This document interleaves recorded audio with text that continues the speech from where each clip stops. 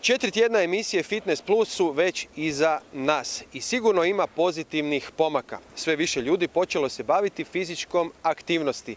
I ne samo to, već gleda se što je ispred vas, odnosno što je u vašem tanjuru. Zato pazite na prehranu, neka bude zdrava i pravilna i ne zaboravite na trening, jer moramo koristiti to svoje tijelo. U ovoj emisiji čućete što je to i vidjet ćete što je to funkcionalan trening, a isto tako pokazat ćemo nekoliko vježbi koje sigurno možete iskoristiti. Pozdrav svima, dobrodošli u još jednu emisiju Fitness Plus. Današnja tema je funkcionalni trening, termin i program o kojem se dosta priča. Pa će nam Igor malo reći šta je to funkcionalni trening. Funkcionalni trening bi bio svaki trening koji ima razvoj većeg broja sposobnosti na ljudsko tijelo. Pa tako u funkcionalnom treningu koristimo različite metode i različite rekvizite kako bi ojačali ili unaprijedili nekakve funkcionalne sposobnosti osobe koja trenira. Razlika između funkcionalnog treninga i treninga koji su se nekada koristili u radu sa rekreativcima je upravo u tome što u funkcionalnom treningu mi ne izoliramo mišiće, nego imamo nekakav cjelokupni pristup razvoju ljudskog tijela. Upravo tako. Funkcionalni trening je zapravo nastao kao odgovor na tadašnje programe u teretani koji su zapravo razvijali samotopološke regije tijela, povećavali volumen i tonus određenih mišića, a funkcionalni trening je imao za cilj zapravo dati jedan sveobuhvatni pristup ljudskom tijelu i zdravlju, razvijajući, kako si i sam rekao, više sposobnosti na jedan vrlo interesantan način. Tako da zapravo u funkcionalnom treningu mi danas imamo primjenu različitih rekvizita kao što su girije, TRX, mali rekviziti, slobodni utezi na novi način, danas sve više i lopta i mali guma i tako dalje. Sve više se koriste i neki elementi iz kondicijske pripreme, sve s ciljem kako bi se zapravo unaprijedila i kondicija, i jakost, i mišićna izdržljivost. Znači sve sposobnosti koje su nužne da danas čovjek bude zdrav i funkcionalan u svakodnevnim aktivnostima. Ono što je vrlo bitno za napomenuti da je u biti svaki trening funkcionalan trening.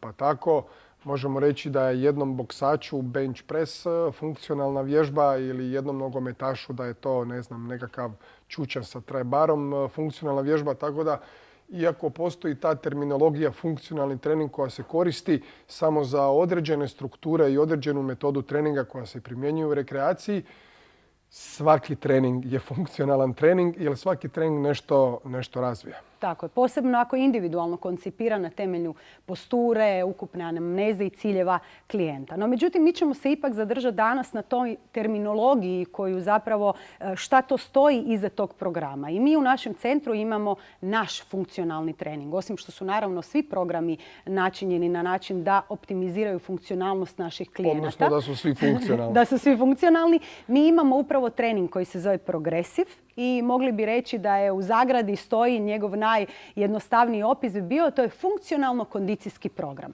Pa šta je to u našem progresivu tako jako interesantno, zbog čega mi mislimo da je taj funkcionalni trening baš najbolji. Baš funkcionalan Baš trening. funkcionalan. Pa mislim da osnovna razlika između svih drugih funkcionalnih treninga je u tome što se on bazira i temelji na inicijalnoj dijagnostici.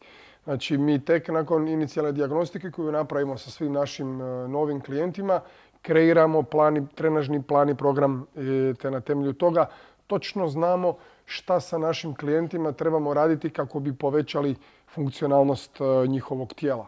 Ono što je još vrlo bitno za naglasiti je što mi uistinu koristimo jako veliki broj raznih trenažnih metoda, a kako Mirela i ja imamo jako veliko iskustvo u radu sa vrhunskim sportašima, implementirali smo, osmišljavajući taj progresiv sustav,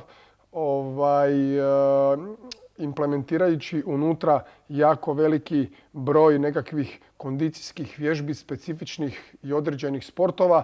Tako da je taj trening koji mi koristimo ovdje kod nas u centru visoko funkcionalan, visoko zanimljiv. Kada bi mi dali sada nekakav poruku našim gledateljima, šta mogu uzeti iz ove cijele priče i ako oni traže za sebe nekakav funkcionalni trening ili ga žele zapravo koncipirati samostalno, šta bismo mi rekli onako generalno, bez da poznajemo njih ponaosob i bez da zapravo znamo neke njihove ciljeve. Šta bi trebalo jednom rekreativcu biti zastupljeno u njegovom treningu da bi on unaprijedio svoje zdravlje na što više, ajmo reći, načina, to jest kroz što više domena? Znači, preporuka svima koji bi sami nekako htjeli osmisliti funkcionalni trening. U svakom slučaju taj trening bi trebao sadržavati vježbe kora, vježbe mobilnosti, nekakve vježbe za razvoj funkcionalnih kapaciteta, da li je to brzo trčanje, da li je to odlazak u šumu, da li je to hodanje,